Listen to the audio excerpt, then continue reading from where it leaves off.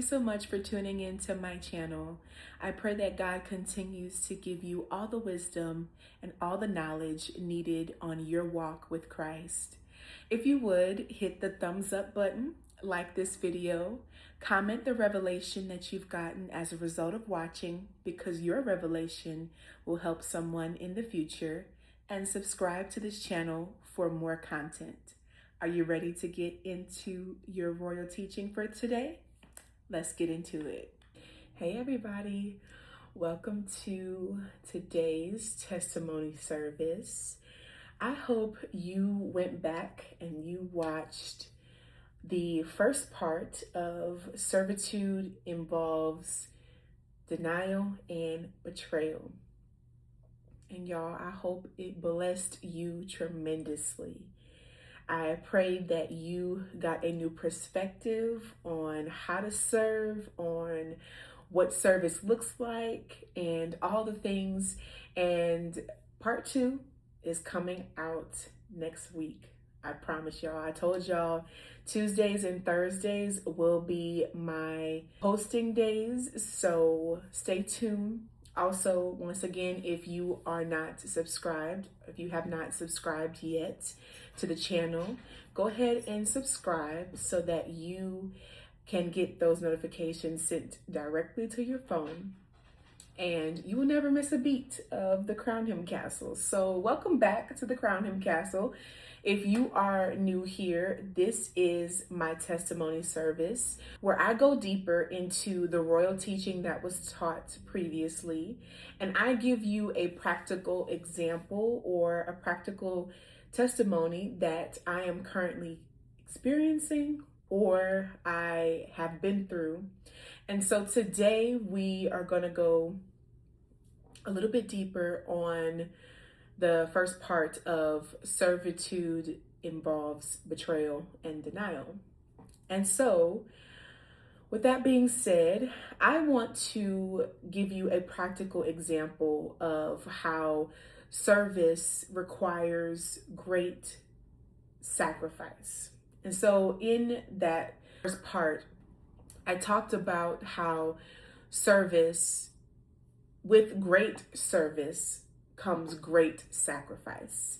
And so I want to talk from this testimony that I'm actually kind of still working out, kind of not. It is something that when the Lord told me this, it racked my brain. I could not understand any of it.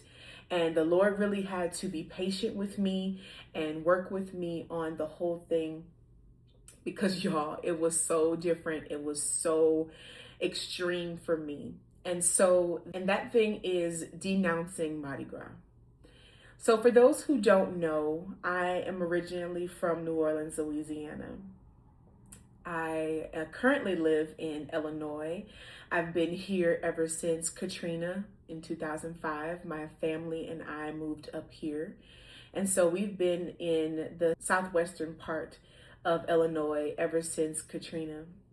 And so every year, when I was living in New Orleans, I would celebrate Mardi Gras.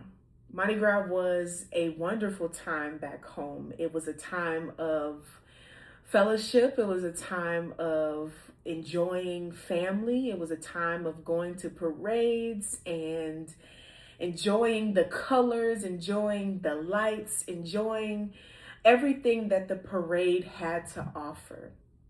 So when I was living in New Orleans, I was still a kid. So my parents, more specifically my mom, really wanted to shield me from all the crazy, wild things that Mardi Gras had to offer for the adults. And so I only really went to maybe 1 or 2 parades that were family oriented and family friendly. And so when it came to celebrating Mardi Gras, I would only go to 1 or 2 parades when I was a child.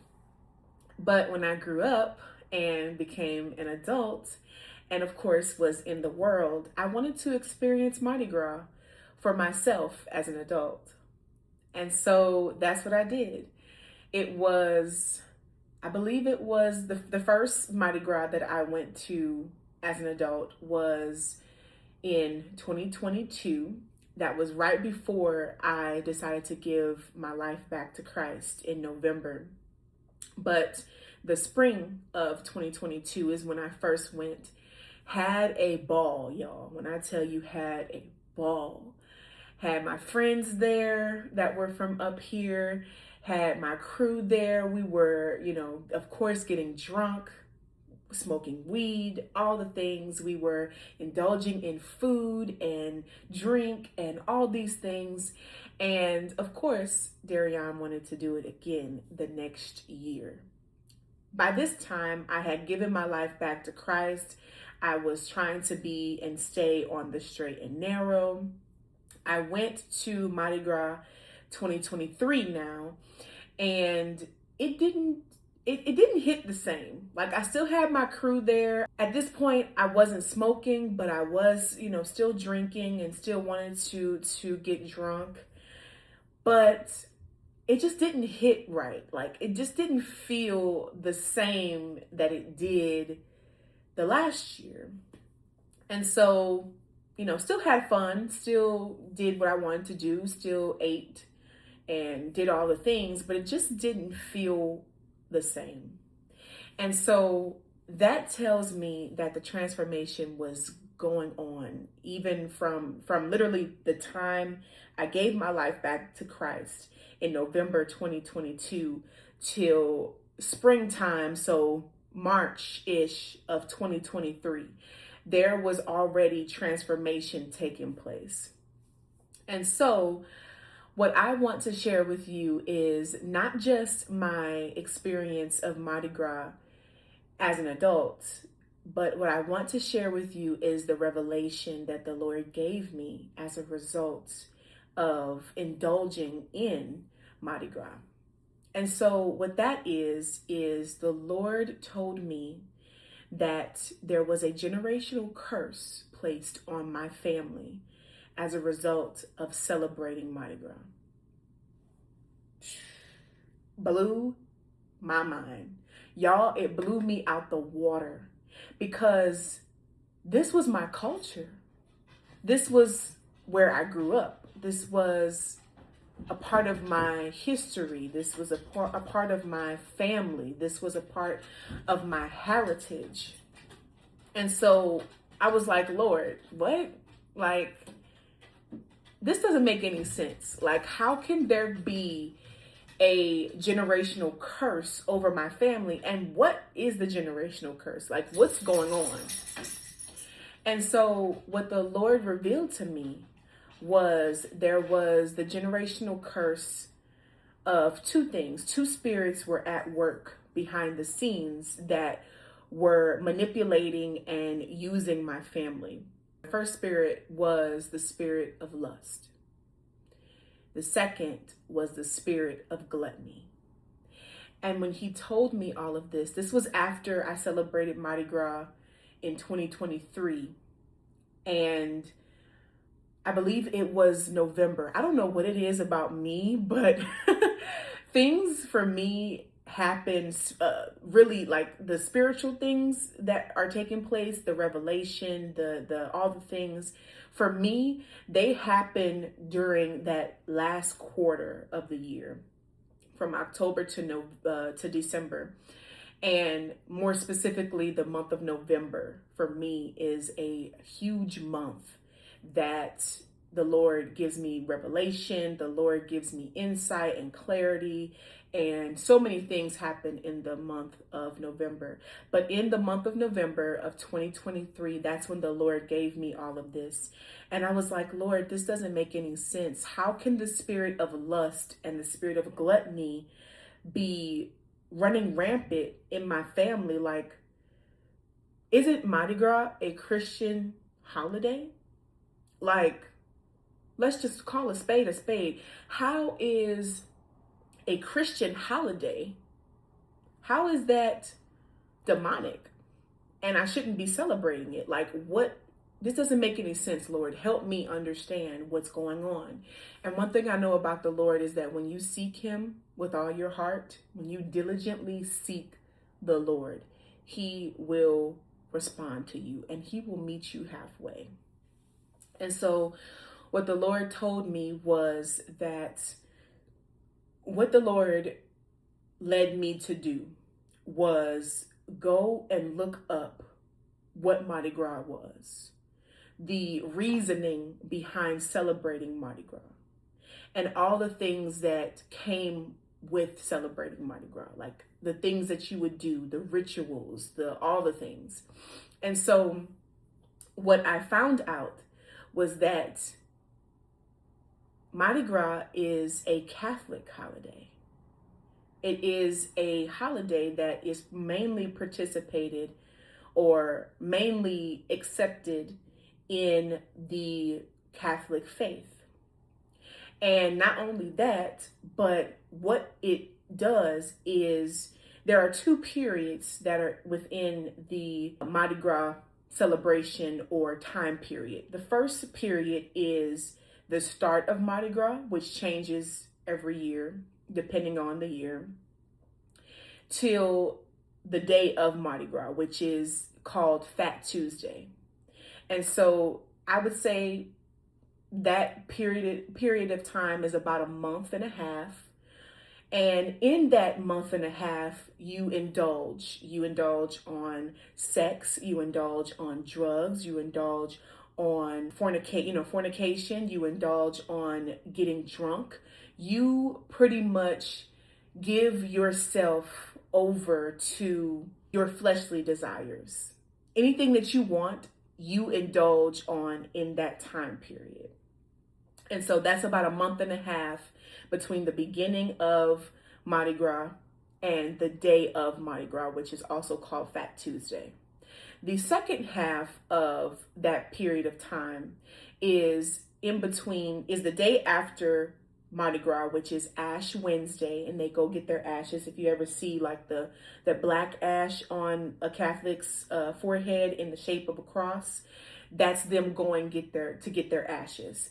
And so Ash Wednesday, between Ash Wednesday and Resurrection Sunday or Easter, is the time in which Catholics fast and pray. So they are fasting from the different things that they were indulging in before, and now they are fasting, they are praying, they are now devoted to God in this period of time. And so what the Lord told me was that is not how I want my people to live. I don't want my people to first be in this season where they're in the world and then jump over and then they're in this season of being devoted to me. I want my people to continue to remain in me, to remain being connected to me, to remain in a season of devotion to me, to remain in a season of prayer to me, to remain in a season where if I need you to go on a fast, you will go on a fast. And you will be able to hear me say, go on a fast. And so what the Lord placed on my heart is that he wants us to remain holy, to remain righteous, to remain blameless in his sight. And celebrating Mardi Gras does not allow that. Celebrating Mardi Gras does not give you, or celebrating Mardi Gras gives you the right to indulge in your fleshly desires. And that is not how the Lord has called us to live. And so when he told me this, I was like, oh my God, Lord, it was mind-blowing, y'all.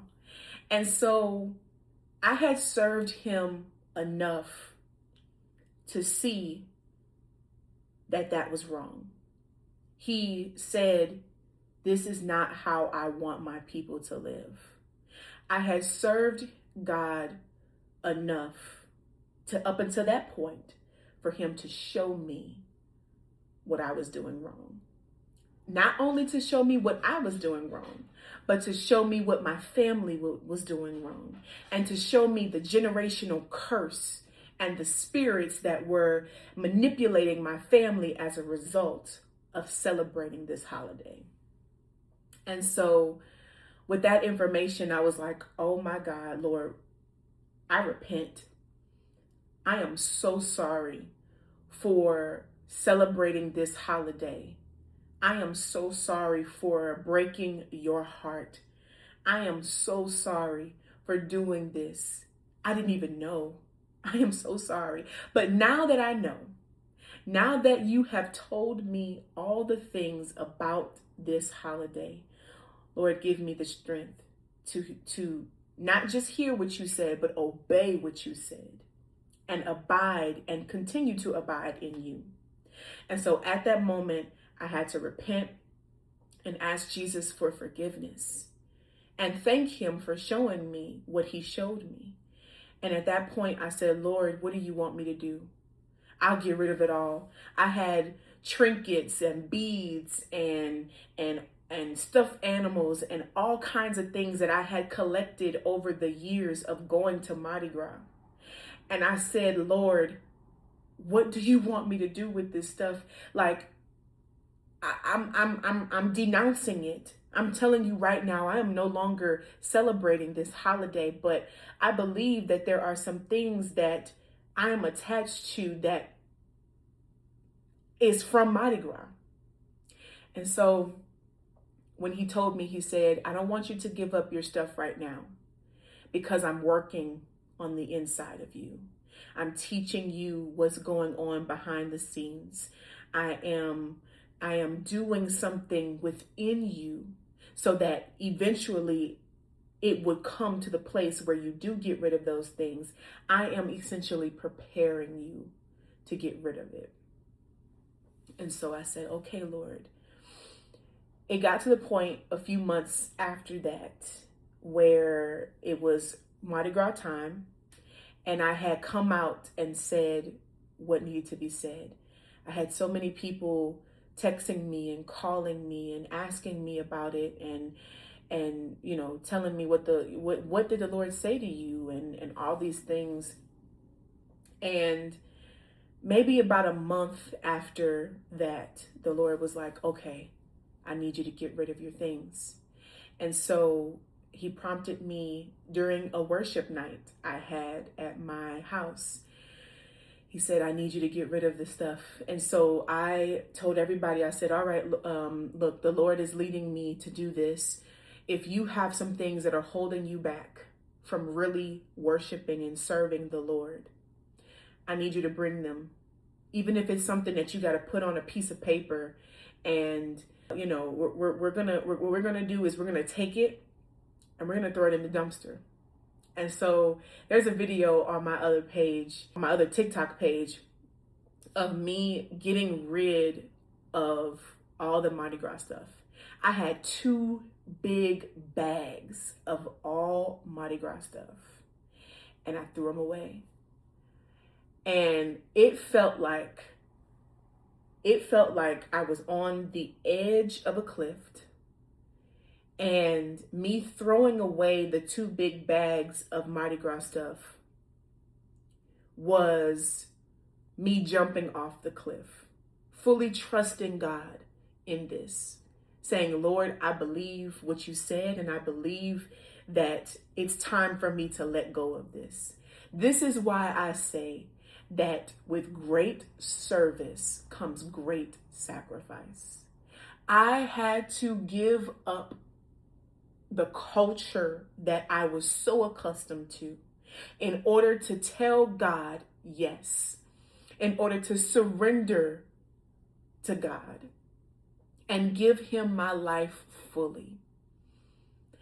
I had to say, Lord, I don't want to just serve, or I don't want to just have faith enough to believe that you exist and believe that you did what you did on Calvary's cross. I want to have enough faith that says, I am fully devoted to you. And I want to be able to trust you with all my heart, with all my mind, and with all my soul. And Lord, I give you my life. I want to be devoted to you, not to the community that I came up with, not to the culture that I'm so accustomed to, but I want to be devoted to you. And ever since I have been telling my story, ever since I have been telling people, especially around this time, because it is the time where Mardi Gras is in full effect, and I have been telling people we can no longer, especially Black people and African Americans, we can no longer serve God and celebrate this holiday. There is no way that you are going to remain in the will of God and celebrate a holiday that promotes sex, that promotes fornication, that promotes getting drunk, that promotes smoking weed, that promotes all these things that are not like God. We have to come to a decision, people of God. Who are we going to serve? Because the word says you cannot serve God and man. You cannot serve both. You have to pick one or the other. The word also says that when we are lukewarm, when we are in the world at one point and in the will of God, and then we're going back and forth, that's what it means to be lukewarm. And the Lord is saying in this moment, I need you to be hot or I need you to be cold. I would rather you be cold than you be lukewarm, because if you're lukewarm, I'm going to spit you out.